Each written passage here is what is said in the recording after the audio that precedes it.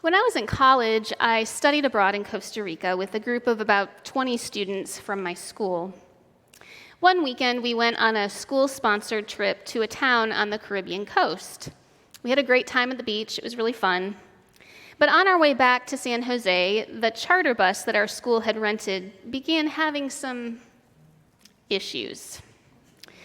Our first clue came when our bus driver stopped at a repair shop and one of the workers began tinkering with something on the front end of the bus. But after about 20 or 30 minutes, the bus driver seemed satisfied that everything was fine and we continued on our journey. A while later, however, the sun had gone down and we were driving on these narrow, winding mountain roads, and then all of the lights went out on the bus. And I mean all the lights, not just the interior lights, but the headlights and the taillights. The professor who was with us on that trip tried to convince the bus driver to find somewhere to pull over, but that bus driver just kept on going. It was terrifying. It was a terrifying journey. And sometimes I think that grief can feel like a dark and terrifying journey. While no two people experience grief in exactly the same way, it can leave many of us feeling really disoriented. Last week, Brian described the sense of shock we can feel immediately after a loss. And most of us think of sadness in relation to grief. But the truth is, grief can cause us to experience a myriad of emotions, from anxiety to anger, to guilt, to apathy, even sometimes relief. Clinical psychologist and pastor Greta Smith says that grief can also alter our cognitive function as well. It can cause distractibility, disorganization, and impaired decision-making, among other things. And then there's the physical symptoms that can come with grief, from sleep and appetite disturbances to body aches and more.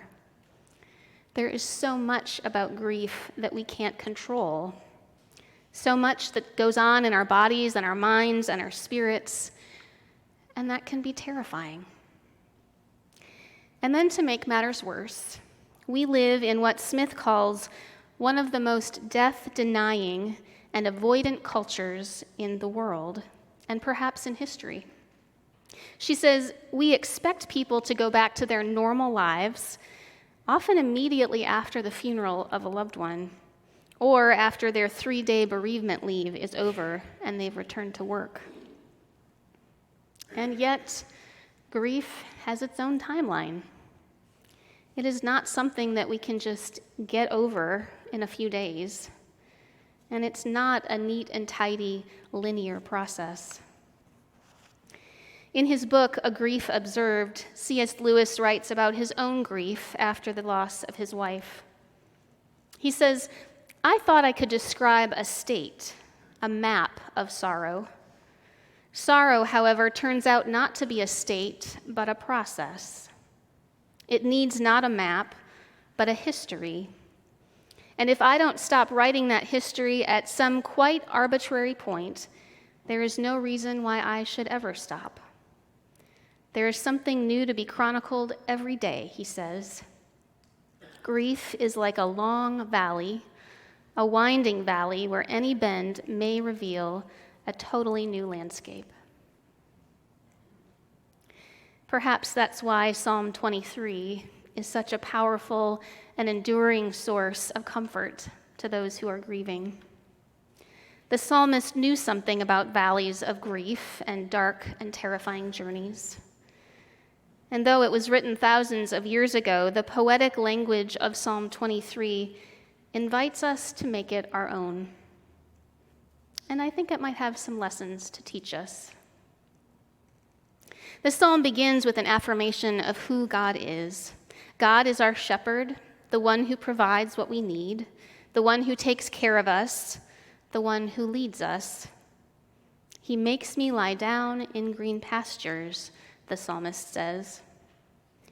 One pastor suggests that this is a call for us to literally lie down. Green pastures optional. But when we're in the midst of grief, when there's so much going on in our bodies, minds, and spirits, sometimes rest is one of the best things we can do for ourselves. It can help to heal us, to restore our souls.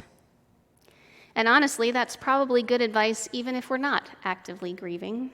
Most of us could probably benefit from more rest. But then the psalmist goes on to name this reality.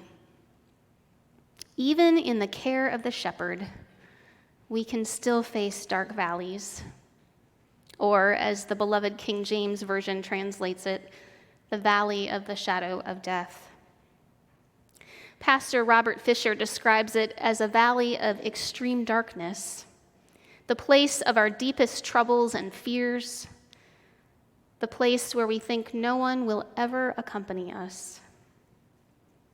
In other words, it's a place where we might find ourselves when we're experiencing all the symptoms of grief, when the world around us continues on like nothing has changed and we're still reeling from the loss.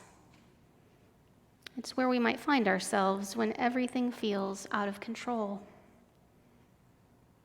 And yet, even there, in that dark and terrifying place, the psalmist claims the shepherd's presence.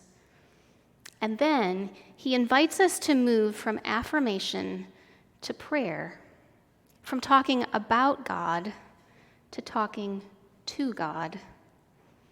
The psalmist is inviting us into a deeper intimacy with God.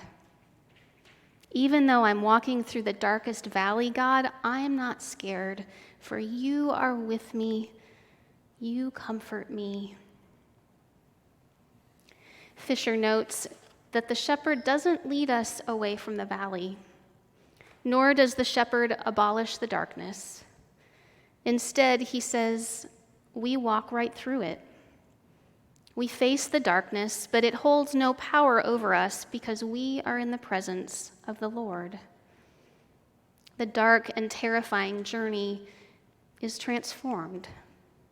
It might remain dark, but it's no longer terrifying because we aren't alone. And in the words of another psalm, even the darkness is not dark to God. We are guided through our grief and comforted by our shepherd every step of the way. When I was in elementary school, I had a bully.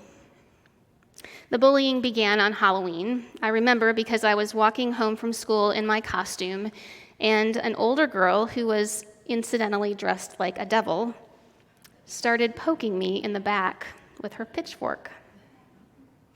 I tried to move out of the way, but she stayed behind me, poking me for several blocks.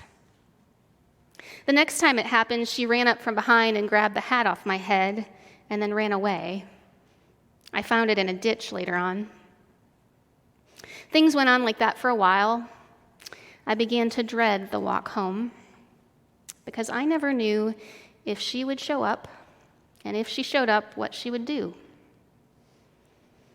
At some point, I finally told my mom what was going on.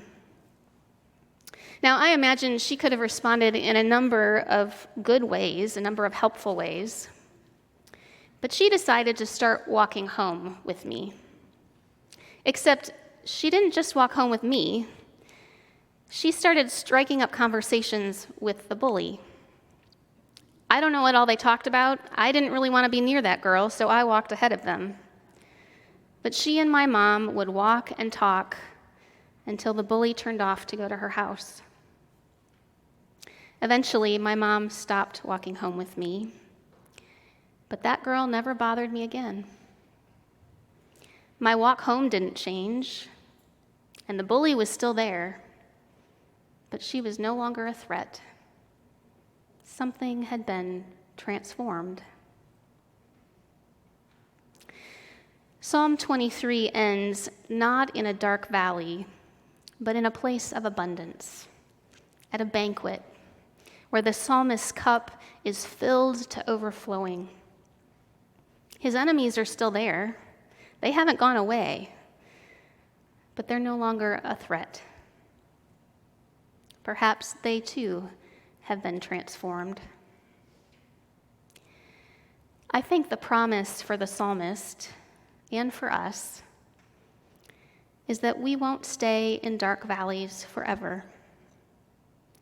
We will begin to catch glimpses of sunshine every now and again. Maybe one day we'll turn a corner and the valley will be flooded with light. While grief has its own timeline, it does eventually shift and change, as C.S. Lewis described. We will experience joy even in the midst of our pain. We will laugh even in the midst of our tears. And we will find hope even in the midst of despair. Our good shepherd will restore our souls. I want to tell you about the end of the story of the bus ride in Costa Rica. Soon after the lights went out, we came up behind another car, one that did have working headlights and taillights. And we followed right behind that car, and it provided just enough light for our journey. And then we came to the outskirts of the city, and more cars provided light for us. Their presence helped us make it back safely. Several years ago, when I was in a season of very deep grief, I discovered a poem by Jan Richardson. It's a blessing, actually, and I'd like to read it to you. It's called Blessing When the World is Ending. Look, the world is always ending somewhere. Somewhere the sun has come crashing down. Somewhere it has gone completely dark. Somewhere it has ended with the gun, the knife, the fist. Somewhere it has ended with the slammed door, the shattered hope. Somewhere it has ended with the utter quiet that follows the news from the phone, the television, the hospital room. Somewhere it has ended with a tenderness that will break your heart. But listen, this blessing means to be anything but morose. It has not come to cause despair. It is here simply because there is nothing a blessing is better suited for than an ending. Nothing that cries out more for a blessing than when the world is falling apart. This blessing will not fix you, will not mend you, will not give you false comfort. It will not talk to you about one door opening when another one closes. It will simply sit itself beside you among the shards and gently turn your face toward the direction from which the light will come, gathering itself about you as the world begins again. May we who have walked with the Good Shepherd,